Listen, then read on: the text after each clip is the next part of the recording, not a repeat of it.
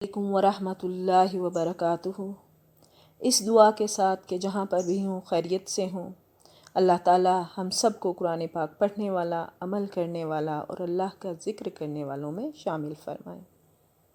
اپنا آج کا سبق شروع کرتے ہیں۔ اعوذ باللہ من الشیطان الرجیم، بسم اللہ الرحمن الرحیم۔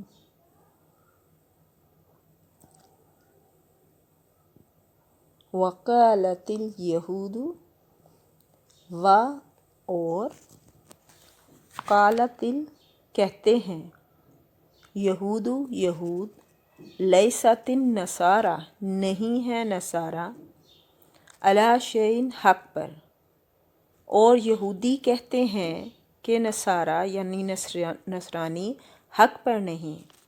وقالت النصارى اور کہتے ہیں نصارہ نصرانی، لیست یہود نہیں ہے یہود، علی شیء حق پر، اور نصرانی کہتے ہیں کہ یہودی حق پر نہیں ہے۔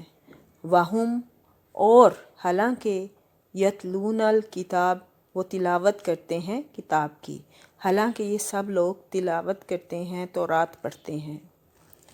کذالک اسی طرح، قال الذین کہتے ہیں وہ لوگ، لا یعلمون لا نہیں، یعلمون جانتے، مثل قولہم اسی طرح کی بات، اسی طرح انہی جیسی بات بے علم بھی کہتے ہیں۔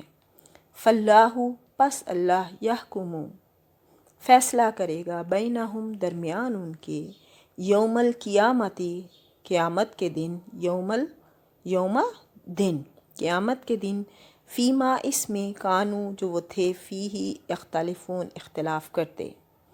قیامت کے دن اللہ ان کے اس اختلاف کا فیصلہ ان کے درمیان کر دے گا۔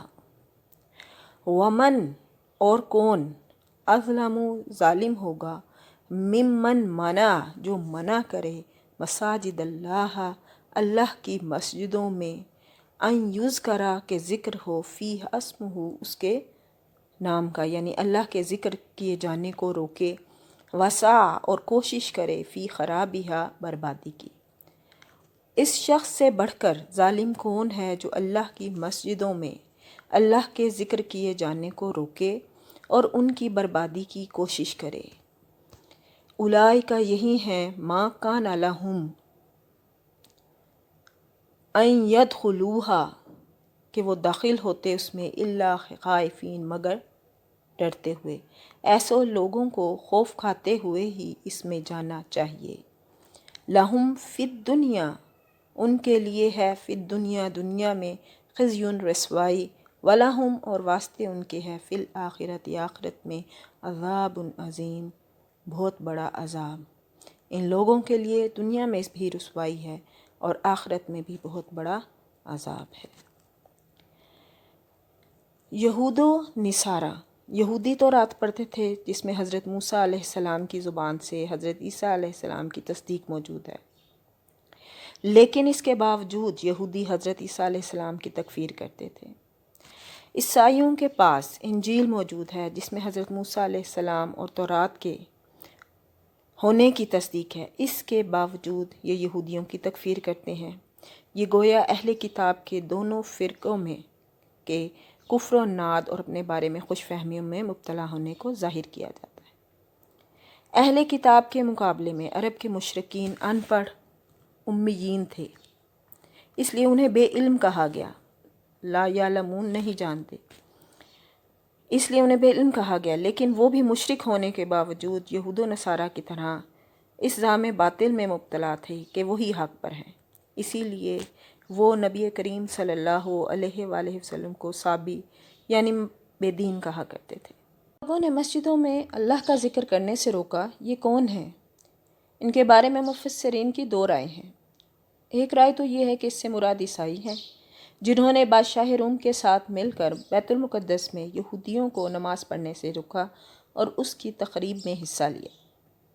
ابن جریر طبری نے اسی رائے کو اختیار کیا ہے، لیکن حافظ ابن کثیر نے اس سے اختلاف کرتے ہوئے اس کا مصداق مشرکین مکہ کو قرار دیا، جنہوں نے ایک تو نبی کریم صلی اللہ علیہ وآلہ وسلم اور آپ کے صحابہ رضی اللہ تعالیٰ عنہ کو مکہ سے نکلنے پر مجبور کر دیا، اور یوں خانہ کعبہ میں مسلمانوں کو عبادت سے روکا۔ پھر صلح حدیبیہ کے موقع پر بھی یہی کردار دہرایا اور کہا کہ ہم اپنے آباء و اجداد کے قاتلوں کو مکہ میں داخل نہیں ہونے دیں گے، لیکن حالانکہ خانہ کعبہ میں کسی کو عبادت سے روکنے کی اجازت اور روایت نہیں تھی۔ تخریبی کاریگری اور بربادی صرف یہی نہیں ہے کہ اسے ڈھا دیا جائے اور عمارت کو نقصان پہنچایا جائے، بلکہ میں اللہ کی عبادت اور ذکر سے روکنا، اقامت شریعت اور مظاہر شرک سے پاک کرنے سے منع کرنا بھی تخریب اور اللہ کے گھروں کو برباد کرنا ہے۔ ایسے لوگوں کے لیے اللہ پاک نے کیا فرمایا ہے کہ ان کے لیے دنیا میں بھی رسوائی ہے اور آخرت میں بھی بہت بڑا عذاب ہے۔ آج کی حدیث میں دیکھتے ہیں کہ اللہ تعالیٰ ہمیں اپنا ذکر کرنے والوں میں شامل فرمائے، ہمیں ذکر کرنے کی توفیق عطا فرمائے۔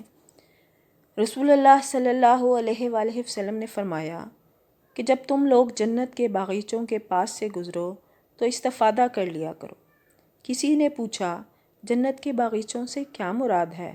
آپ صلی اللہ علیہ وآلہ وسلم نے فرمایا ذکر کی مجالس، سبحان اللہ والحمد للہ ولا الہ الا اللہ واللہ اکبر۔ اللہ پاک ہم سب کو اپنا ذکر کرنے والا بنائے، عمل کرنے کی توفیق عطا فرمائے۔ وآخر دعوانا ان الحمد للہ رب العالمین۔ پڑھنے میں غلطی کوتاہی کمی بیشی رہ گئی ہو تو ہمیں معاف فرمائے۔ جہاں کہیں بھی ہوں اللہ کی حفظ و امان میں ہوں، فی امان اللہ۔